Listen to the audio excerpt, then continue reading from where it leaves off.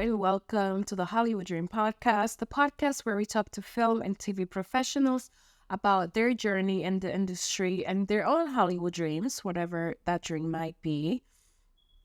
My name is Joanny, and I am a writer and filmmaker living in New York City. Just FYI, I filmed this podcast in my studio apartment in the city, and I try my best to block out all the outside noise, but somehow, some way, an ambulance, a siren finds their way into an episode or two. So I apologize in advance if you hear a siren while listening to this episode. In today's episode, I'm talking to Nina Thomas. Nina is a documentary and commercial editor and director. She's currently in Barcelona, and she is working on a documentary feature, which we got to talk about during the episode. Her documentary work ranges from environmental to social justice films, and she is part of the small 18% of women who are editors in the industry. So please enjoy today's episode with Nina Thomas. How are you? I'm good. It's spring. Allergy season is not being very kind, but Yeah. It's so hot in here. You're in Barcelona, right? yeah. What made you decide to move to Barcelona? Was it for work or you just needed a change? I grew up here. Okay. I'm French, but grew up in Spain. My mom is from here. So I moved away. I moved to New York like 9-10 years ago almost. And then with the pandemic, I came back to Europe to be closer to family. And Okay. I'm opening a small business here now. Yeah. You're a documentary filmmaker, right? And you're Yeah. also an editor? Exactly. Yeah. How did you get started, and like what inspired you to pursue a career in documentary filmmaking?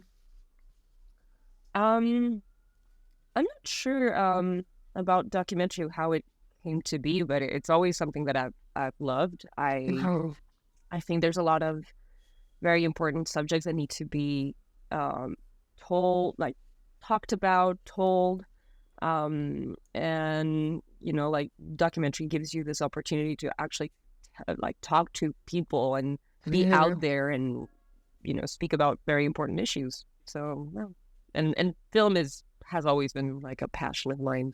I love that. And when you moved to New York, you moved to pursue a career in film, right? Or was it something different? Yeah, no, I actually before I was in New York, I was a singer in Spain. And I decided that I wanted to go to film school. I went to film school here in Barcelona. And a couple of years after I graduated, I studied editing and post-production. And a couple years after I graduated, I found the documentary program in New York at New York Film Academy, and ended up doing the 1-year program. And then I found a job in post and stayed there for almost 7 years. So, how is the film scene in Barcelona? to be honest, I'm still discovering this because I moved back like 2 months ago. So still a little new, and I didn't have a lot of opportunity or time to discover it, when I graduated back in 2012. So I don't know. I'll let you know in some time. Yeah, I mean, I feel like everything's virtual now. So are you keeping busy? What are you working on now? I do have clients in New York. So I edit for different post-production houses and production companies in New York. The virtual thing works really great, and even the time difference is very advantageous for editing jobs. Because essentially I work while my clients sleep, and so they wake up in the morning and they have a new cut. It's that's perfect. really great. Yeah. And then on the documentary side, I've been directing my first feature for the past 5 years. Okay. I'm co-directing a feature documentary called Tiny Apple. And we're in post. We've been editing for a while now. And yeah, we're planning on having it done in 2023. Is that the one you posted about on the Panel Network? Yeah, exactly. It's a feature, a documentary about like small businesses in New York and the way that they, like they've had to survive for years. It's a portrait of 6 different small businesses in Manhattan. Okay. And, they're businesses that have been in the city for decades. I think the oldest one is from 1972. So, Period. and, they stay alive. Yeah. And we wanted to also see a little bit of what was going on with them with the pandemic and post-pandemic. Pretty And big. what inspired you to tell that story? That's because you've been working on it for 5 years now, you said. Yeah. What drew you to them? I think so. My co-director, Joanna Aliano, and we've been friends for a while. We met in New York, and at that time she was a bartender in the East Village, and so we would hang out after her shift, and we would talk about the neighborhood and seeing like everything, like you kind of see what's going on around you, right? Like if you're in New York, you can see the businesses that have been here for a while, the businesses that close. And for us, I don't know, like we just saw that it was like a very important thing to relate to and try to make everybody also interested in the issue, because I think that small businesses are kind of what make your neighborhood what it is, like, right? Yeah. Interesting, and they give you light. I don't know, it's very nice. I know. I read there's an article. This happened like I think after the pandemic. In Washington Heights, there's this main street that's all these really small businesses that been there for a while, but they were forced to close because like the rent they just skyrocketed, and they closed like 5-6 businesses, and people were so upset because that's part of the culture, that's part of the what makes the neighborhood so unique, are the like small mom and pop shops. Exactly. And it's funny because this week I rewatched the film You've Got Mail. I don't know, like if you remember, like, but it's a film that I used to love when I was a kid. Like I watched it in like late 90s for the first time, and I thought like there was something so compelling about this woman who wants to keep her like tiny bookstore in the Upper West Side, and like I didn't even know what the Upper West Side was. Like people have the concept, but I thought that I don't know, like it felt so urgent and so important. Yeah, so I rewatched it and I had like this moment of I know the cafe that they film. That there's a scene on that movie. The cafe is on of the Upper West Side on 87th Street, I think. It was there like 10 years ago. I remember that my friend took me there, but I don't know if it's still there now after the pandemic. Oh, I mean, yeah, that was, it's been devastating, truly. Yeah, we really wanted to go back after the pandemic and like see how they were doing and everything. So like there's a part of the film that deals with post-pandemic stuff.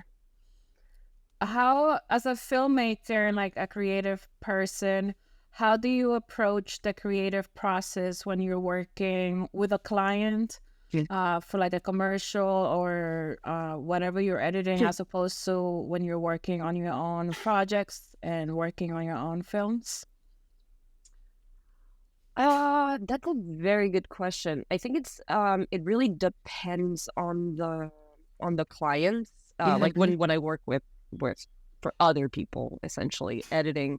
It really depends on the clients. It really depends on the director, on the producers. I feel like big agency stuff, because there's like a ton of people with a specific direction, but also like a lot of opinions. Yeah. It's very important to kind of like keep your cool and sort of try, like, you have to somehow like interpret a lot of different voices. And so I don't know, like I usually kind of focus on one person, maybe that aligns a little bit more with my creative vision, and like Yeah. then like you kind of have to like please a lot of other people, but Yeah. yeah, just and try and you have to like narrow down a little bit on you know the concept of too many cooks in the kitchen. Yeah. I mean, when I'm editing for or directing for my own stuff, um editing is hard actually, because I think I'm like hypercritical with myself. But yeah, I feel I need to like just leave the room for a little bit and come back and kind Yeah. of just see like if I'm not getting like too, I don't know, lost in the woods Yeah. with my own idea. But yeah, so I mean those two are like very different things, situation. And for documentary, when you're working with other people, it's also like a very different scenario, because when you're working just with a director that has like a very clear vision of their film, but are open to listening to your ideas, and that trust you with your own vision, and like your own you know capability of zhuzhing up the footage, like that's Yeah. very, it's, I don't know, it's very rewarding. I really like that. What is your process of developing a story or an idea? Like for example, your documentary. What was the process? Uh, your creative process from getting the idea to just starting in production? um to be honest, I mean, it's been like so long, I kind of have a hard time remembering the beginning. uh and actually this film in particular, it was it has morphed a lot throughout the years. It was supposed to be a documentary series. We were only Mhm. going to do 3 episodes. Yeah. Then it went to like, we're going to do 6 episodes, and then we turned it into a feature film. Like, so I feel like a lot of times when you have like a concept or an idea, first of all, you need to like find your characters Yeah. and like get access to them. So that's already huge. Like that takes time and energy. And then like I feel like sometimes you can have like a very clear idea of what you want the project to look like, format, I don't know, like the look stylistically, you know exactly what you want. Um, I feel like it's very important for the style and the format to have like to be coherent with the subject. Okay. And then, like, for instance, for this project, we're looking for, because the concept is portraits, we were looking a lot at photography, Okay. like actual photographs and photographers that are very well known, and like seeing like what kind of uh, look we wanted for the film. Yeah. And so we came up with like a concept of like this like very wide shot for the interviews, where the character is very centered, and like so they're in the center of their tiny spaces, surrounded by all the stuff that they sell. Yeah. I don't know, like it just, I feel like you have to like get a little creative in finding what way you want your project to look Yeah. for what you want to tell. Like, so they're in agreement. The two are in agreement. Okay. And what has been the most challenging, or if there has been a project that you worked on that has been really challenging, and how did you overcome those challenges? I mean, Tiny Apple has been a challenge because try and make a feature film with very limited funds and Yeah. and a tiny crew. But I feel like, I mean, I edited my first feature my second feature as an editor was a film about the water crisis in Bolivia called Okay. Uma, which came out in 2020. Okay. And that Can you? one, yeah, go Oh, ahead. is that film available online I or for think rent somewhere? I actually don't know because it was in festivals for a very long time, and I Mhm. think if I'm not mistaken, the director is actually dealing with distribution now. So Okay. Okay. hopefully soon. But if it ever comes up, I will let it know. Yeah. Like let everybody know. Because this film, it is like it's an environmental film Okay.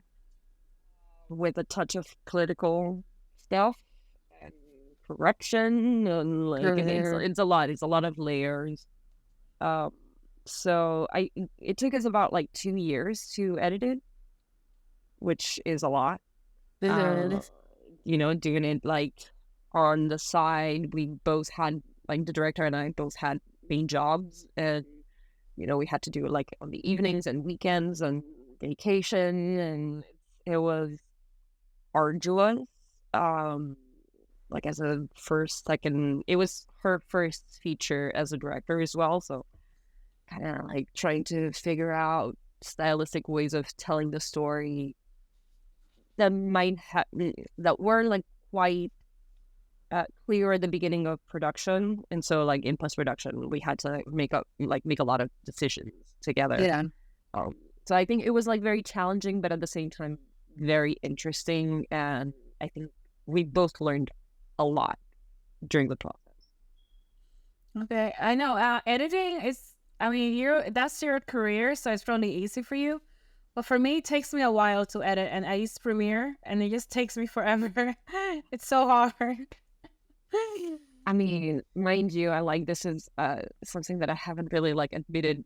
I mean, twice in my life, but I studied with Final Cut 7 Yeah. because you know admit it.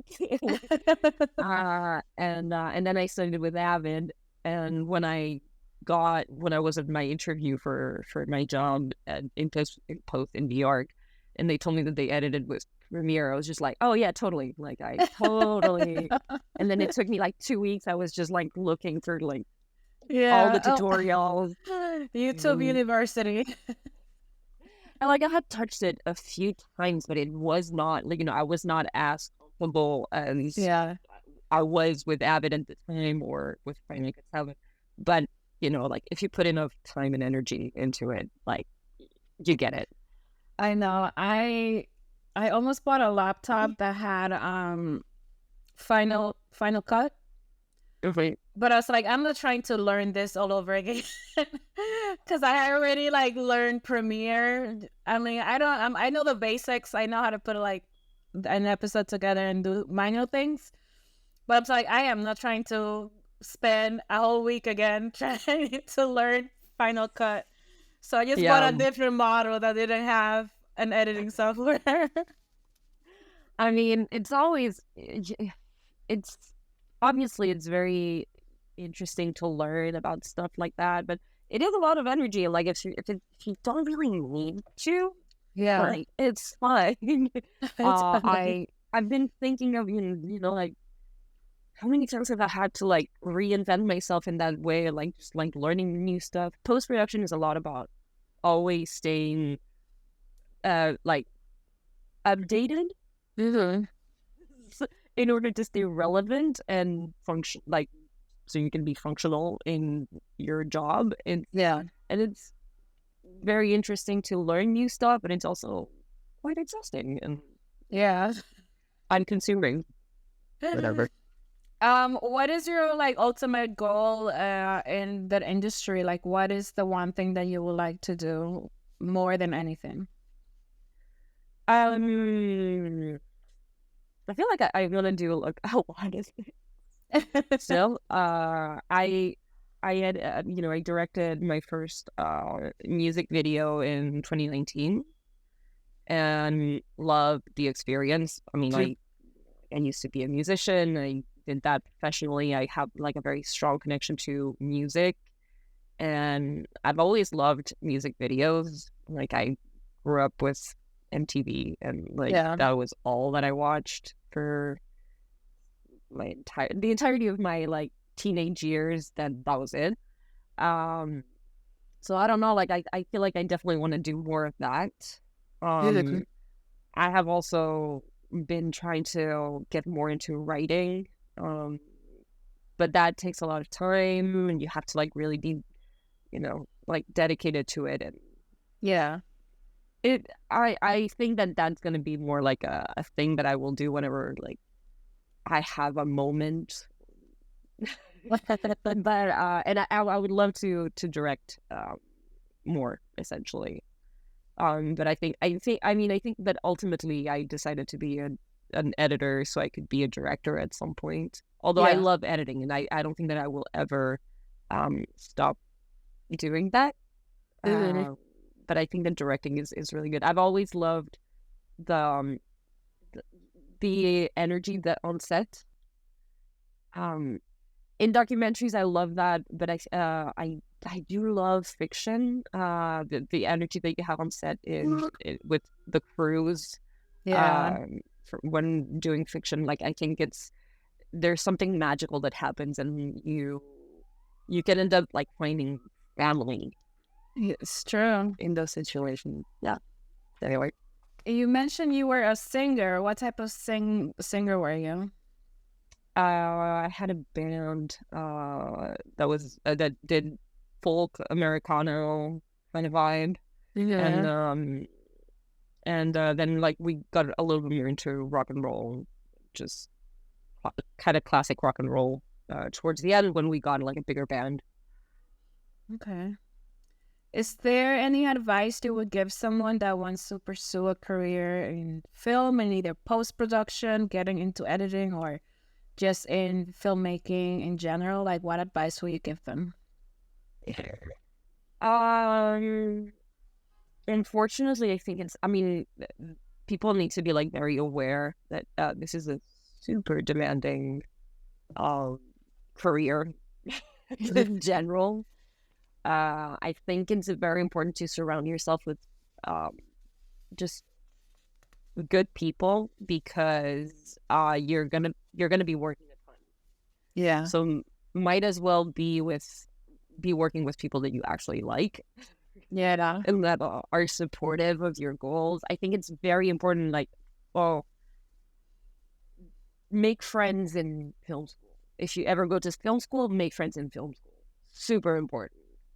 Super important. I didn't think that it was like that necessary at the beginning when I went to my first film school. And I regret that a little bit. I feel like um, most of the most of the connections that you're going to make throughout your career are based in some way like from the beginning of it, which is when you're studying or when you're PAing, or like that's super important. Don't take people for granted. Also, like, be very thankful to others for because you're gonna see like you're gonna be helping out each other out throughout your careers. I Um, agree. yeah, I think like that was a big one, and nobody told me. And I'm like, oh man, I should have paid more attention to other people that were surrounding me. Like, I know. I guess when you're like in school, you just focus on like what you want to do and what you're trying to accomplish. That because I was the same way too. I was just like so focused on like what I was trying to do that I didn't really like network as much, and I didn't do a lot of opportunity things like work on set because when I first moved here, I wanted to be an actor. So I was just trying to be like in front of the camera. But now looking back, I was like, man, I wish I could have worked on set more, like as a PA and just met more people. yeah, I mean it's important. I feel like no experience is too small, right? Also, like, Mhm. just you're gonna always learn something. So like that's also pretty good advice, I would say. And yeah, just and also don't wait for others to give you any like opportunities. Yeah. Make your own. Definitely write your own stuff. Um, just do it. Yeah. I agree. Do it. There's always somebody that has a camera of some sort and that wants to like, get into stuff. Let's make stuff. That's what you have to do essentially. And it's so easy now with phones, and these phones are like cameras. They shoot 4K, so yeah, it's easy to get good quality. Definitely. Yeah.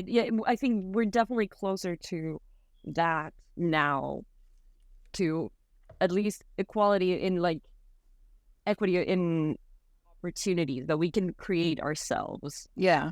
Tons of people. I mean, hell, like I know a guy here who made a horror film with an iPhone, like, I don't know, years ago. And it was like a huge success. Like, you don't need big fancy stuff.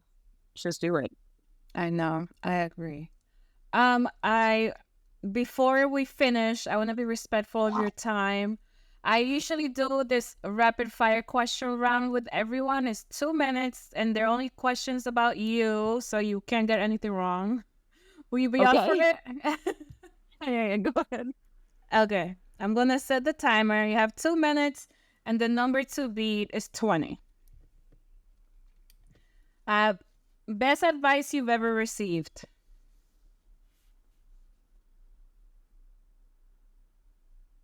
Be honest. Huh? Oh, be honest. Okay. The model of your first phone? Nokia. No, yeah, the Nokia, the original Nokia, the unbreakable Nokia. 3 words your friends will use to describe you? Tough love, generous. Probably. I don't know. I don't know the third one. What's your go-to karaoke song? Dreams. What's your favorite YouTube channel? Well, no, it's not embarrassing. It's Exo Mechano. I'm really into DIYs. And then, who is your current celebrity crush? Yeah. Yeah. I don't know. Olivia Colman. Okay. What is your favorite emoji? I would say that. Do you work with background noise or you work in silence? I have to work with silence because I edit. So, if you could learn one skill today, what would it be? Probably, I don't know. These are incredible questions. Woodworking for sure. Okay. You answered 10. Okay. That was still good. I'm terrible. I don't know myself. This is insane. Well, it's hard when you're like fighting against time and you're being timed, you know? You want to get as much as you can. Yeah, there's a couple that I already know. Like I should have. I mean, I wish that I could change now. Yeah, celebrity crush always. She's amazing. Yeah. What? I mean, Olivia Colman is amazing as well, but like, Phoebe Waller-Bridge can write like it's nobody's business. So yeah. And then my final question: if you could go back in time and talk to young Nina before she moves to New York, before she decides to pursue a career in entertainment and film, what would be your advice for her? Be patient and don't worry because it's going to be amazing. I like that. I think I'm pretty happy with how things are going. So Good. be grateful. That's good. Yeah. Well, thank you so much, Nina. I really appreciate that you sat down with me and chatted all the way from Barcelona. Thank you so much for having me. Like, this was really fun. And it flew by. Oh my God. I know. Time flies when you're having fun. Yeah, exactly.